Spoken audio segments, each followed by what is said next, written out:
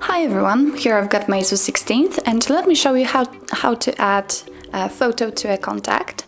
So first of all, let's open the dialer.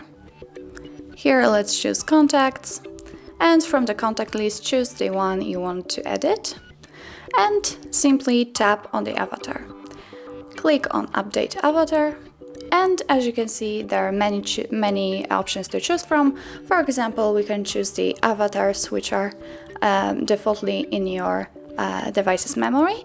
You can choose, of course, the camera, so the phone will open the camera and you can take a photo right away, or simply choose the previously taken photo from the gallery.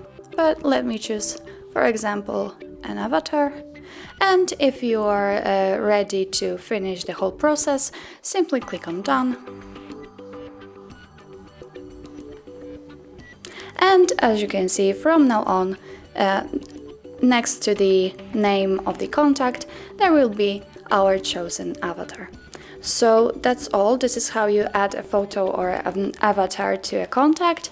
And if you find this video helpful, please hit the subscribe button and leave the thumbs up.